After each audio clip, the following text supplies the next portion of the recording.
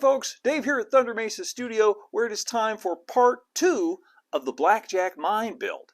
You might remember back in part 1 we built the head frame and shaft house, which is the front part of the mine right up here, and today I want to show you how I put together the hoisting works, all of the steam-powered machinery back in the back half of the mine right here. By the way, if you haven't had a chance to watch part 1, you can check it out right up here if you're watching on YouTube. This is a scratch building project, but I did get quite a bit of help from Crow River Products and some very fine quality white metal castings for the steam engine and machinery. And I'll put a link to all that down below. But right now, we've got a lot of ground to cover, so let's jump in and get building. Since the last installment, I've started work on a base for the model. And this is designed and shaped to kind of plug right in to the layout over there. And if you're wondering what this odd looking structure is, it's just some black foam core and some scrap wood. And in there I've got a 3mm flickering yellow LED. That's already wired in there. It's positioned up through a piece of soda straw, which I've painted black, and I can always replace the LED just by pulling it out the bottom. The mine itself, the shaft house, oh, almost forgot, also dug a mine shaft. Just a shallow little hole right here, so when you look in through the front, you'll see that there's a shaft going down, and I did all this with a hot wire cutter and stuff. And I'm not really going to go into the rock work that much in this video. There's just a little bit of it here, and believe me, there's going to be a lot of it on the Bandit Canyon Railway, so I'll probably be doing 1 or 2 complete videos on the rock work and scenery. So let's just take that as a given right now, and this should just fit right over the top of that and right over the top of the mine shaft. Awesome. Now, before I move on to all the hoisting machinery, which is going to be back here behind the shaft house in a little shed of its own, but it is going to be visible, I want to go ahead and attach the shaft house to the foam base, and then I want to build a small bit of section of retaining wall across the front here. While that glue dries, I'm going to cut and stain some coffee stir sticks for my retaining wall. These scale out to about 3 by 12 in O scale, which is a good hefty piece of lumber for a retaining wall. So I'm not being too precise with my measurements. And I'm going to really distress this wood as much as I can with my razor saw and my hobby knife. Go through and actually take some pieces off here and there. Carve it down a little bit. It gets worn away. You can twirl it to add some knot holes. That's pretty good. I just drop these into our India ink and rubbing alcohol mixture. With the stain dry, this should go together pretty fast now. Now I'm adding some bolts to each one of these uprights. These are 8 by 8 uprights. Just got to drill all the holes and put them in. A little dab of CA on the end and get the bolts in, and I can glue this on. About there.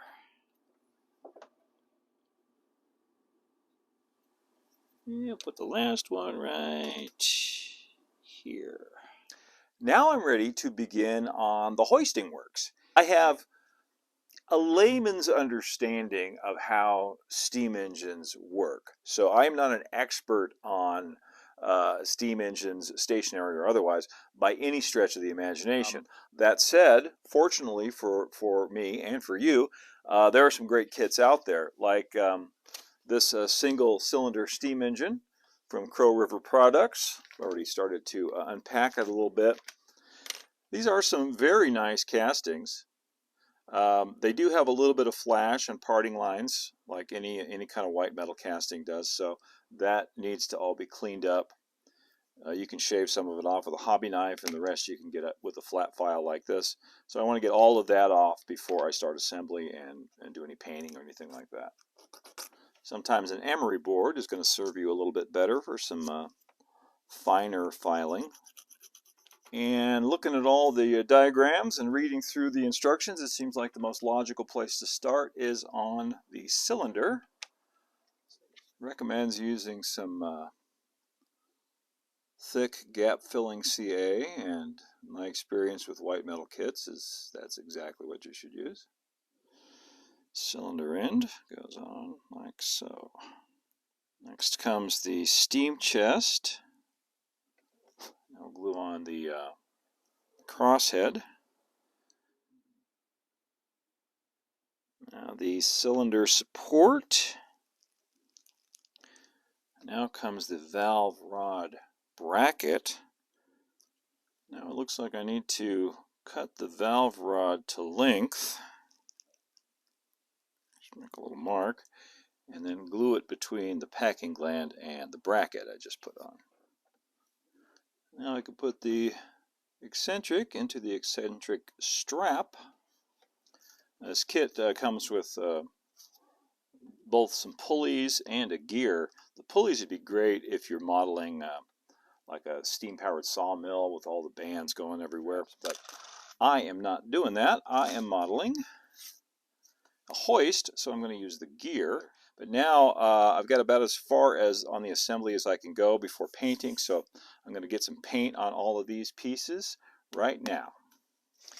And once again, my favorite paint for rusty old grimy machinery is Rust-Oleum Camouflage Dark Brown Super Matte. While I wait for the paint to dry on those machinery pieces, I've taken the opportunity to draw a little floor plan for the shed that it's all going to sit in that will fit snugly behind the head frame. And it's all just basically built up with 12 by 12 timbers. I can assemble this right on top of the plan. I put some double stick tape down, so these pieces will stay where I put them. I'm not too worried about the wood pieces getting glued to the paper, since that's just on the bottom and it won't show, and I can sand it off if it's a problem. Now I'm going to add a couple of truss rods, and to do that I'm going to drill with my twist drill all the way through and run some music wire across here, and then we'll put some nut bolt washer castings on each side like that. Now I just need to hit these wires with a little bit of brown paint to kill that shine, and now I'm ready to start adding the machinery. On this cylinder and crosshead guide assembly, I want to give it a dry brush of some marsh green to make it look like it was painted green, like a lot of this machinery was once upon a time, but that is all but faded and chipped away. But the valve rod, I want that to be grimy black. Pillow blocks for the drive shaft. One there, one right here. I also want this thing to look old and rusty, so I'm dabbing on some red-brown over the black. Definitely seen better days. And there's a gauge up here and a sight glass so you can check the water level. And I'm just going to represent those with a little bit of white paint. Now I'll add a little chalk weathering. Get some more rust on here. Down around the bottom. And this whole shaft assembly has to go on in a fairly specific order. So this needs to pass through this pillow block, then this drive gear. Well, my friends, I feel pretty stupid right now. I screwed up big time. And those of you who are familiar with steam engines and machinery like this probably know exactly where I screwed up. This valve rod right here coming off the steam chest needs to attach to the eccentric, which goes to the shaft, right? And this is the drive rod, which also goes to the shaft. Now, this can't have anything on the outside of it, so this eccentric has to be over here on this side, which means, yeah, I put it in backwards. So right now I'm trying to figure out how to fix this particular problem. I have an idea. I think the simplest way to fix it is, to take this off, pry off the supports on the bottom, glue them back on the other side, so flip it over, basically turn it upside down, and then touch up the paint. That's my plan. I hate it when this kind of stuff happens, but you know what? This kind of stuff happens. So let's get to it. All right, well, I've got everything turned around now and touched up the paint and the weathering a little bit, and I think it's safe now to put the rest of the steam engine together. But stuff like that happens sometimes. It happens to everybody, and the important thing to remember is, don't let it discourage you if you do something wrong. If you get halfway through a build and figure out you've done it backwards, you just it's just another problem to solve. You just figure it out and keep moving forward. So I think this is all going to work, and it's going to be quite nice when it's done, and no one will be the wiser that I screwed this up. And I'm not going to tell them, and I know you guys won't tell them. So let's finish this up now. So as I was saying before I was so rudely interrupted by my own screw up, this has to go through in a certain order. Axle goes through this block, and then through the hole in the eccentric, and then, in the case of my machine, the gear. And then that can go all the way through there.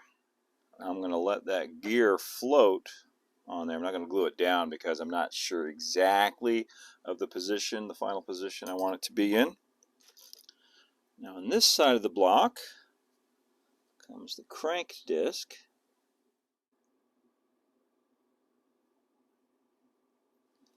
Now let's see if we can get this crankshaft on here. That goes in there. This goes on here. Ta-da! There's also a little oiling cup that goes on top of this block.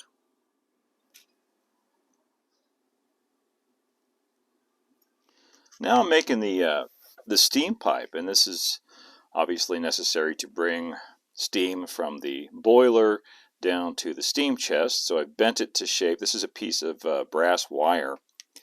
And now I am adding some heat shrink tubing to act as pipe fittings. Put one down here.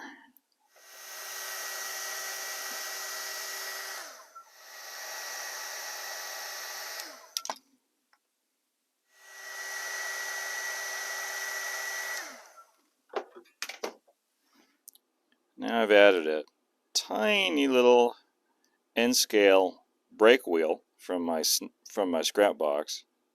Paint this valve handle red so it'll stand out. There we go. And just give it a quick dry brush around the fittings with some lighter gray. I drilled a small hole to receive one end of this pipe. That just goes into the steam chest right there. And now, my friends, it's a steam engine. Well, now it's time to build the hoist. And once again, I have a white metal kit from Crow River Products. Got the spool and the gears and the pillow blocks, all some nice pewter castings. And the question becomes, okay, where do you put this now? Probably the most common would be right in front of the steam engine. You'd build it right there. but we are really tight for space here. So we need a creative solution. I'm going to put it directly above the steam engine. But first, once again, I need to clean up all of these parts a little bit with a file, and we'll get some paint on them. With all the prep work and painting out of the way, this should go together pretty quickly now.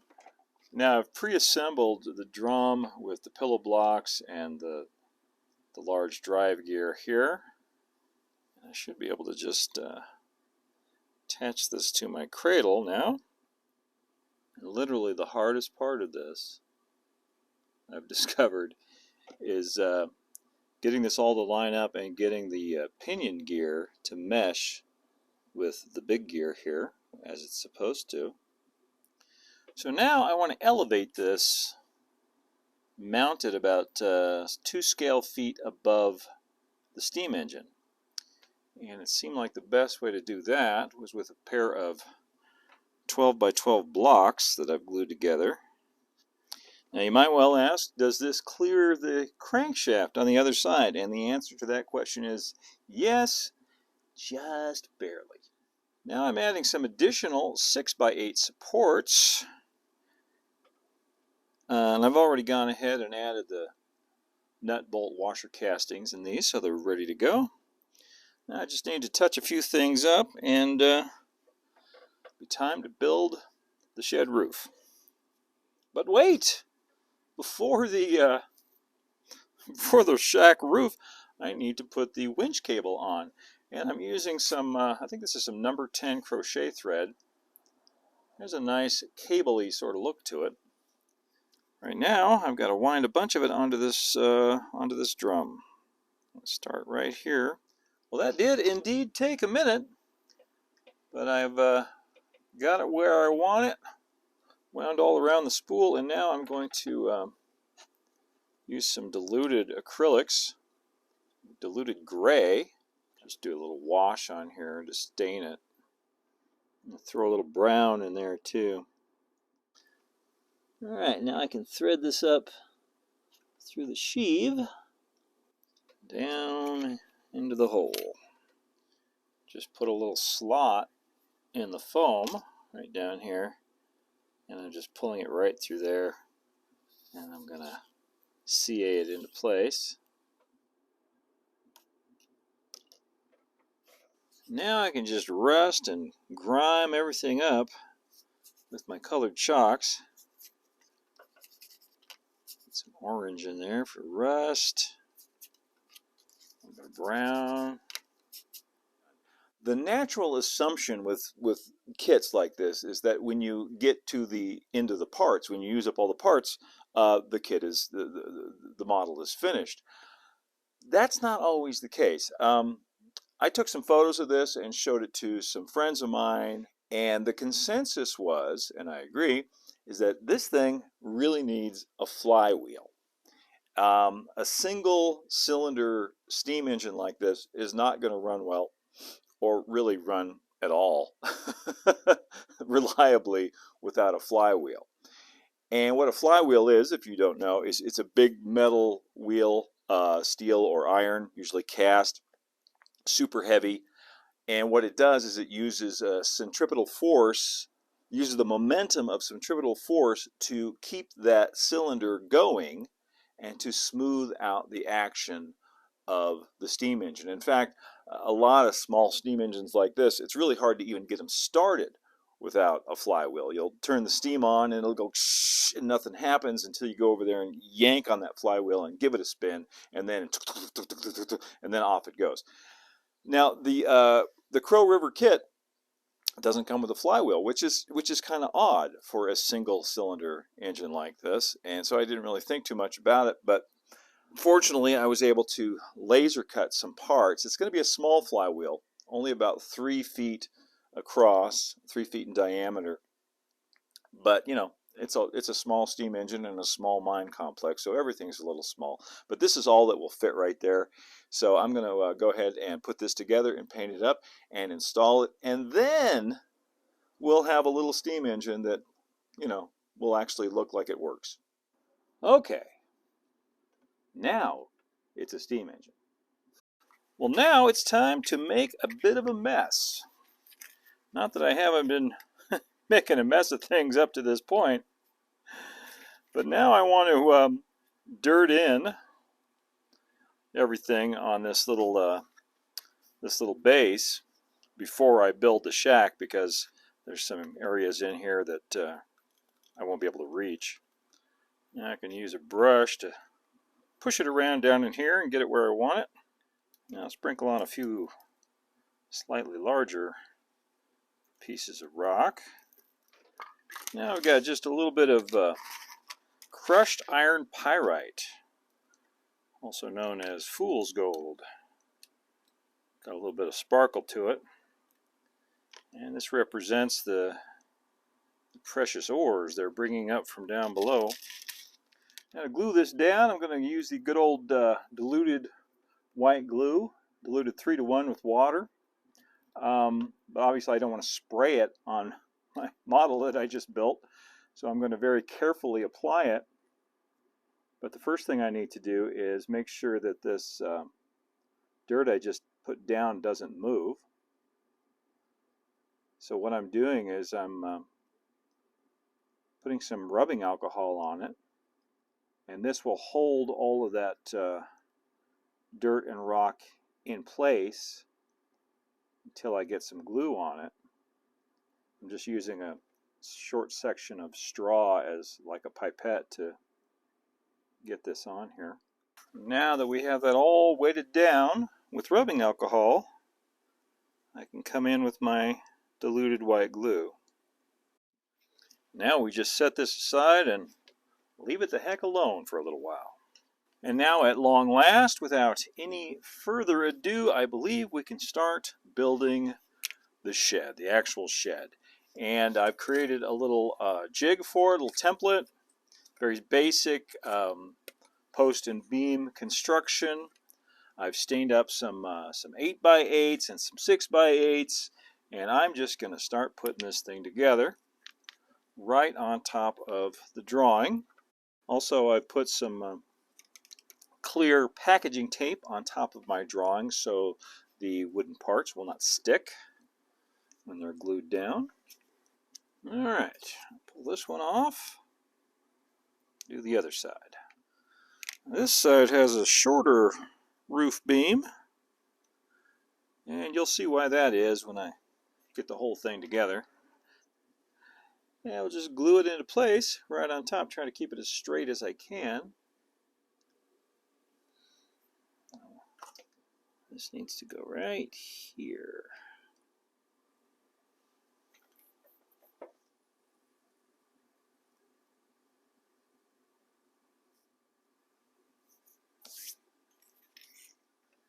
And the second long beam goes right in the center. Now I want a couple of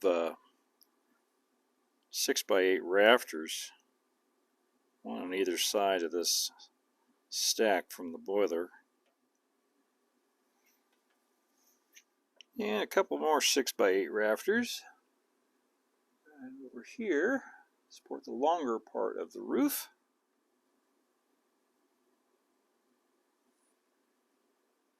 And now we're going to do slats across the top, and those will support the final roofing material. And if you're thinking this kind of construction would be a fire hazard, you are absolutely right. Building codes? They don't need no stinking building codes. For the roof on the hoist shed, I wanted to do something different, just for the sake of variety, than the corrugated metal that I did on the shaft house. So I wanted to have a tar paper roof. I've modeled this in different ways in the past, often using black construction paper. But this time around, I did something a little different.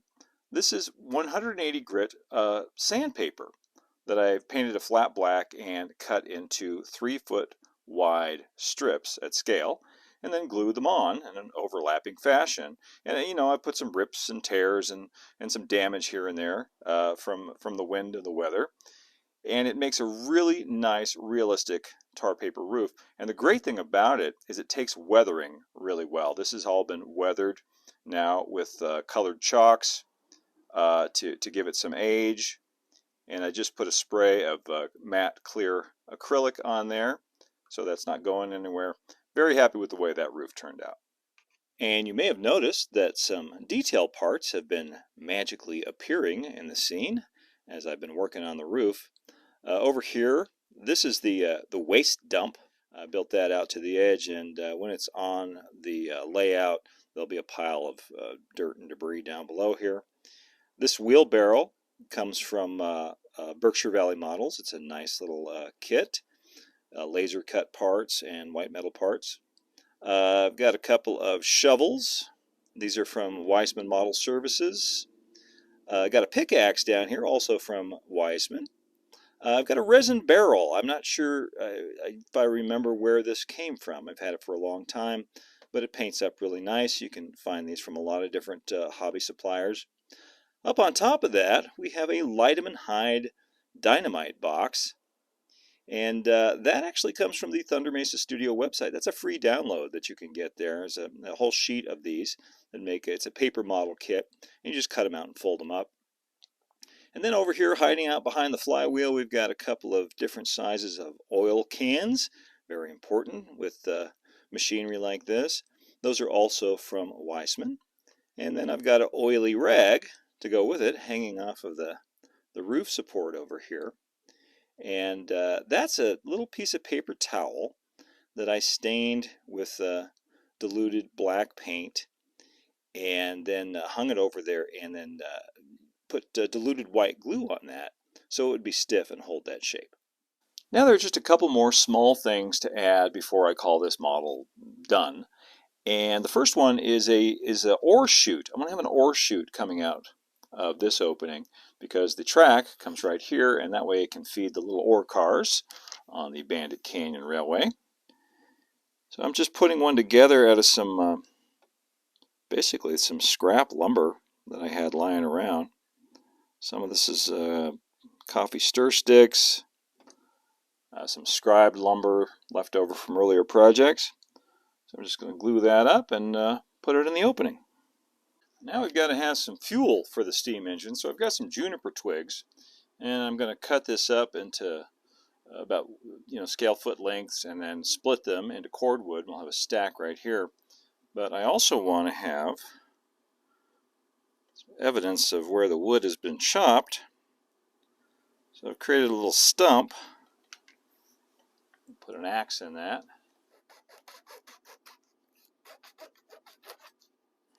Once those are cut to length, I can take a utility knife and just press down and quarter them like that. Now I want them stacked up here next to the boiler, and that's really just gluing them on here one by one. Probably not the best idea to stack all this wood here next to the boiler, but fire safety really wasn't their #1 priority. Alright, now we can go and see how it looks on the layout. Thread the wire down through the hole, and this should slide in just like a little puzzle piece.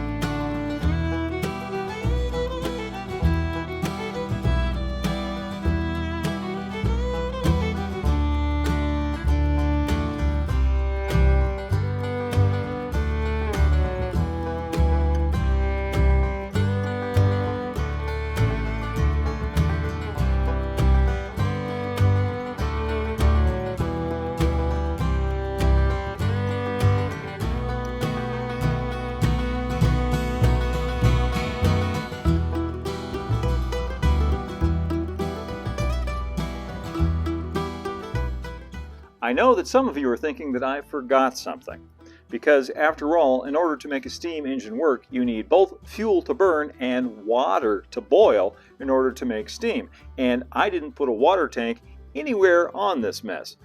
Don't worry, I've got a plan for that. There's going to be a water tank built up here in the cliffs with piping down to the boiler. But that's going to have to be a build for another day. And that is going to do it for the Blackjack Mine build. You know, in spite of a couple of setbacks, I am very, very pleased with the way this came out. I think it's some of the best modeling I've done in quite some time. I hope you enjoyed following along too. I want to thank you all for watching that entire build. And don't forget to hit like and subscribe and ring that notification bell if you want to see more. If you want to help Thunder Mesa's channel grow, one of the best ways to do that is to share this video and others like it with your friends and followers on social media. I really appreciate it. You can also follow Thunder Mesa on Instagram at thunder.mesa and find out all that's new on the Thunder Mesa Studio website at thundermesa.studio. And if you really like what we're doing here on the channel and want to show your support, you can do what these nice folks did and head on over to patreon.com/thundermesa and show your support there. But right now, I gotta go. I got me a train to catch. Keep moving forward, folks. Adios for now.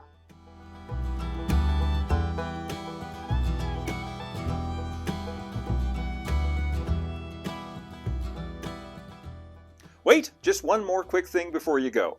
I wanted to let you know that many of the laser cut parts and details that you see used in my builds are actually available exclusively to Thunder Mesa Studio members. And you can find out more about that, again, at patreon.com/thundermesa. See you next time.